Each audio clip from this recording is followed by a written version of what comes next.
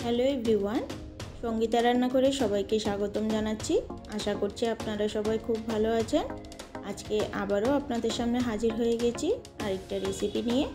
শীত তো এসে গেল, শীত মানেই পিঠে পুলির মরশুম। শীত এসেছে আর পিঠে খাবো না তা কি কখনো হয়? তাই আজকে আপনাদের সামনে পিঠেরই একটা রেসিপি নিয়ে হাজির হয়ে গেছে। আমার আজকের রেসিপি পাটিসাপটা পিঠে। ভিডিওটা স্কিপ না করে পুরো ভিডিওটা দেখার অনুরোধ রইল। তাহলে চলুন শুরু করা যাক আমার আজকের এই রেসিপি। আমি এখানে 500 গ্রাম গোবিন্দভোগ চাল নিয়েছি। চালগুলিকে ভালোভাবে ধুয়ে আধা ঘন্টার জন্য ভিজিয়ে রেখে দিয়েছি। এবার চালগুলিকে আমি পিষে নেব। তার জন্য মিক্সিং জারের মধ্যে আমি অল্প অল্প করে চাল দিয়ে দিচ্ছি। এবার এর মধ্যে দিয়ে দিচ্ছি সামান্য একটু জল। এবার ঢাকা দিয়ে আমি চালগুলিকে একদম স্মুথ একটা পেস্ট বানিয়ে নেব। এখানে আমি চালগুলিকে একটা পেস্ট বানিয়ে নিয়েছি। এবার এগুলিকে পাত্রের মধ্যে ঢেলে নেব। আপনারা কিন্তু জলের পরিবর্তে এটাকে দুধ দিয়েও পিষে নিতে পারেন। এভাবে করে আমি বাকি সবগুলি চালকে পিষে নিয়েছি। এবার এর মধ্যে দিয়ে দিচ্ছি বাটি মেপে 1 বাটি ময়দা। আমি এই বাটি মেপে 4 বাটি চাল নিয়েছি। তার সাথে 1 বাটি ময়দা দিয়ে দিলাম আর হাফ বাটি সুজি দিয়ে দিলাম। এবার সবগুলিকে খুব ভালোভাবে মিশিয়ে নেব। এবার এখানে মিক্সিং জারটা ধুয়ে সামান্য একটু জল দিয়ে দিচ্ছি। জল দিয়ে আবারও এটাকে ভালোভাবে মিশিয়ে নেব।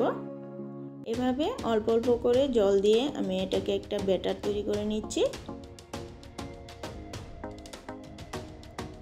এখানে আমি ব্যাটারটাকে তৈরি করে নিয়েছি। এবার আমি এর মধ্যে দিয়ে দিচ্ছি বাটি মেপে 1 বাটি চিনি। মিষ্টিটা অবশ্যই আপনারা আপনাদের স্বাদ বুঝে দেবেন। এবার চিনিটা দিয়ে ভালোভাবে আবারও মিশিয়ে নেব। আমি চিনিটাকে ভালোভাবে মিশিয়ে নিয়েছি। এবার এটাকে ঢাকা দিয়ে 10 থেকে 15 মিনিটের জন্য রেস্টে রেখে দেব। এদিকে আমি নারকেলের পুরটা বানিয়ে নেব। তার জন্য এখানে আমি একটা ছোট সাইজের নারকেল নিয়ে নিয়েছি।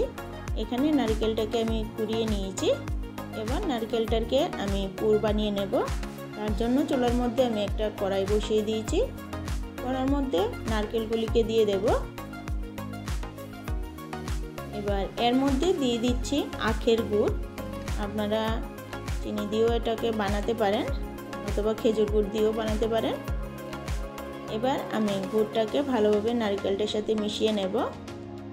মিশিয়ে গুড়টা পুরোপুরিভাবে গলে যাওয়া পর্যন্ত অনবরত নাড়তে থাকব।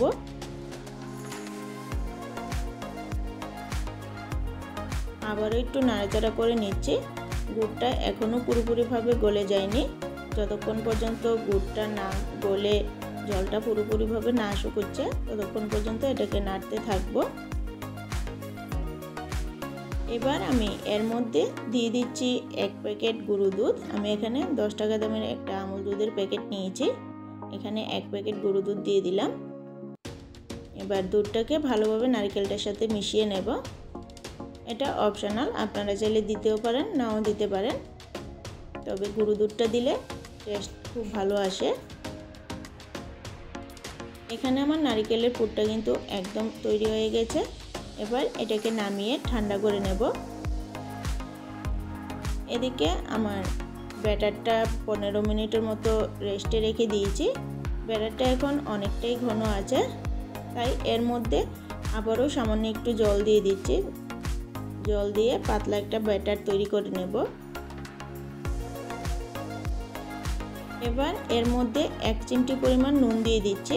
দিয়ে ভালোভাবে আবারও মিশিয়ে নেব। এখন আমি এর মধ্যে দিয়ে দিচ্ছি 1 প্যাকেট গুঁড়ো দুধ। দুধটা দিয়ে আবারও ভালোভাবে ব্যাটারটার সাথে মিশিয়ে নেব। এখানে আপনারা গুঁড়ো দুধের পরিবর্তে কিন্তু দুধ দিয়েও এটাকে তৈরি করে নিতে পারেন। দেখুন আমি ব্যাটারের ঘনত্বটা আপনাদেরকে দেখিয়ে দিচ্ছি। এরকম একটা কনসিস্টেন্সির ব্যাটার হবে। এবার চলে যাচ্ছি মূল রান্নায়। আমি চুলাতে একটা প্যান বসিয়ে দিয়েছি। আপনারা চেষ্টা করবেন ননস্টিকের একটা প্যান নেওয়ার, তাহলে খুব সহজে পিঠেগুলি উঠে আসবে। এবার এর মধ্যে আমি ঘি ব্রাশ করে দিয়েছি।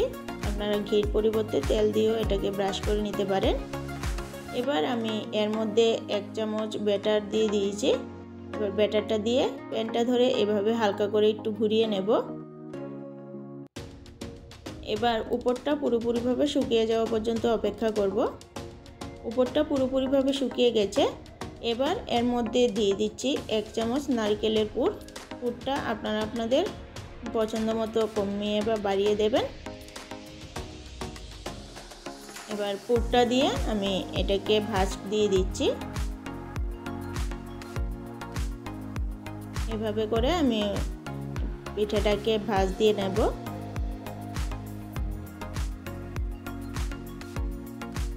দেখুন আমার একটা পাটিসাপটা পিঠে কিন্তু তৈরি হয়ে গেছে।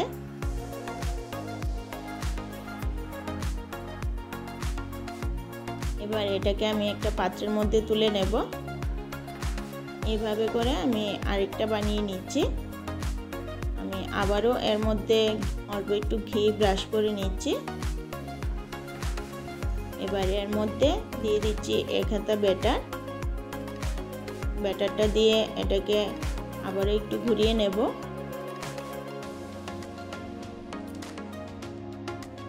এবার উপরটা পুরোপুরিভাবে শুকিয়ে যাওয়া পর্যন্ত অপেক্ষা করব।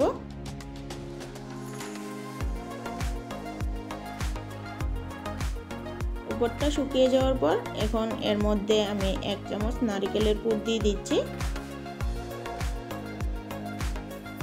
এবার পিঠাটাকে আমি ভাঁজ দিয়ে নেব। এইভাবে করে আমি বাকি সবগুলি পিঠেকেই তৈরি করে নেব। আমার আজকের এই রেসিপিটা কেমন লেগেছে অবশ্যই কমেন্টে জানাবেন। যদি ভালো লেগে থাকে একটা লাইক করে দেবেন। আপনাদের একটা লাইক আমাকে ভিডিও বানাতে অনেকটাই উৎসাহ জাগায়। আমার চ্যানেলটাকে সাবস্ক্রাইব করে আমার পাশে থাকবেন। আমার চ্যানেলে নতুন বন্ধু হয়ে থাকলে চ্যানেলটাকে সাবস্ক্রাইব করে পাশে থাকা বেল আইকনটা ক্লিক করে দেবেন। তাহলে আমার ভিডিও নোটিফিকেশন সবার আগে আপনাদের কাছে পৌঁছে যাবে। আজকের জন্য এতটুকুই। আবারও ফিরে আসছি নতুন একটা ভিডিও নিয়ে। সবাই সুস্থ থাকবেন, ভালো থাকবেন।